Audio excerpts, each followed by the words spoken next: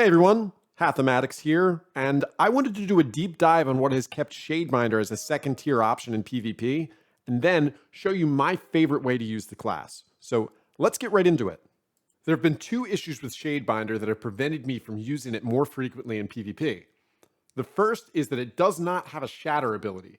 Frozen targets take less damage from kinetic ammo, meaning that a Shadebinder is overly reliant on their special weapon. As a shotgun player, that means that I would end up having to push into shotgun range, often overcommitting and putting myself in danger. If I'm not quick enough with that push with my shotgun, the enemy ends up thawing out and surviving, kind of negating the entire reason to freeze them to begin with. The next point is that Shadebinder does not have a movement ability like Blink or Icarus Dash. Behemoth and Revenant have movement abilities built into the class, and both of those movement abilities also shatter frozen enemies. So when I sat down to look at this, I tried to focus on things that I could control, and I realized that if there was a way for me to consistently clean up those frozen kills from a safe distance, Shadebinder would become suddenly very viable for me. And then I landed on an underutilized weapon archetype. Trace rifles. Yeah, the same trace rifles that are only impacted by 2 weapon mods and have an enormous amount of misinformation circulating throughout the community. Yeah, the only 2 mods that impact trace rifles are auto rifle loader and auto rifle dexterity. That is it.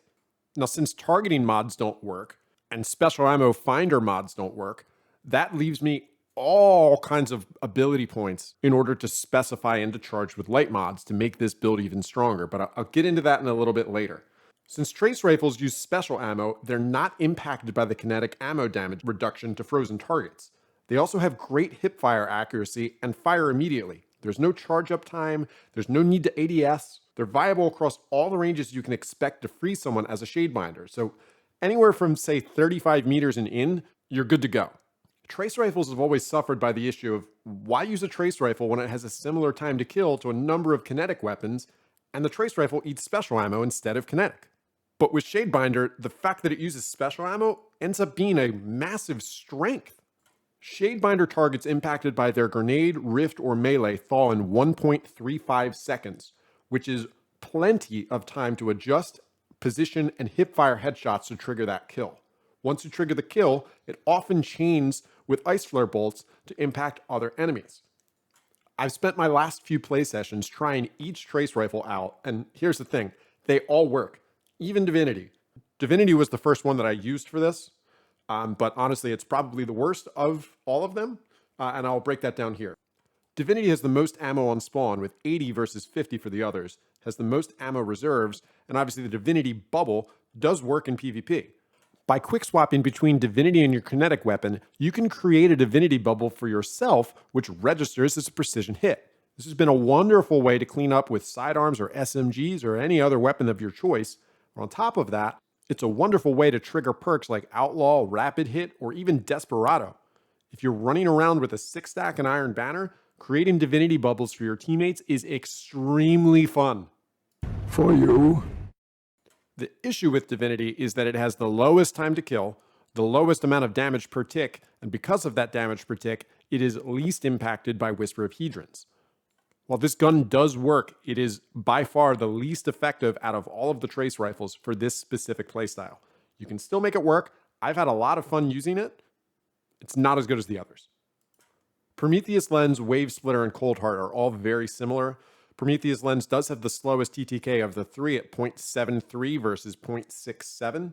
However, I felt the Prometheus Lens was the most consistent, and I loved the perk of anytime I was getting kills, additional rounds were going into the magazine from reserves. It's my favorite personally. That's what I'm going to continue to use moving forward, but any of those 3 are going to be great. Keep in mind that Whisper of Hedrons will reduce the time to kill from about 0.67 all the way down to roughly 0.5. So it becomes very viable once these targets are frozen. Then last, let's look at Ruinous Effigy, which in my opinion is the most fun of the bunch. There's just something about the gameplay loop of freezing an enemy, killing them with Ruinous, pushing to grab that orb while Ice Flare Bolts moves towards a new target, then using that orb to dunk on their teammates. Using a teammate to kill another teammate, it's just the best. The problem is that this dunk is a little inconsistent, and there's been multiple times where I've dunked on people and they've taken no damage whatsoever. Also, it has the lowest range out of all of the trace rifles. So I would rank it above Divinity, but definitely below Cold Heart, Wave Splitter, and Prometheus Lens. So now that we've covered the trace rifles themselves, let's look at what to pair them with. My personal preference is a sidearm. However, an SMG or a bow, also very viable. The sidearm I've been using is a Lonesome with full auto and kill clip. And the mods I've been using are Surprise Attack, Swift Charge, Taking Charge, Powerful Friends, and Radiant Light. All of those damage buffs stack and can take Lonesome to a 2-tap kill, which is a 0.3 TTK, one of the fastest in the game. Once you start that train going with the Prometheus Lens and the freezing, you get the Hedrons, everything just kind of steamrolls. You get the damage buff to begin with, that rolls into Kill Clip. Kill Clip ends up rolling into Swift Charge. Everything just kind of stacks on top of each other and takes that Lonesome to a 0.3 TTK. It has more range than you'd expect. Excellent against shotgunners. You've got all the stasis abilities in the world to counter shotgun apes. If you don't like sidearms, I would go SMG. SMG is a little bit more range than the sidearm. The Multi-Mach CCX from Iron Banner is definitely the winner here in the kinetic slot. I would personally go Killing Wind and Kill Clip on that. You want that additional damage buff. But if you're Cool Cheese and you've got that ridiculous aim, go for Iron Reach. I'm certainly not Cool Cheese, as you can see in these clips. My aim is not anywhere close to his level. Several people online have suggested that I use this exact same build, but swap a trace rifle for a bow, like Wish Ender for wall hacks. The issue that I have with bows is the draw time. There are moments where the draw speed is the difference between an enemy thawing or dying, and I want to minimize their chances of survival. Bows are out for me, but they work very well in addition to the trace rifle. The best bow for this, if you're pairing with a trace rifle, would be the Accrued Redemption with a Rampage damage perk.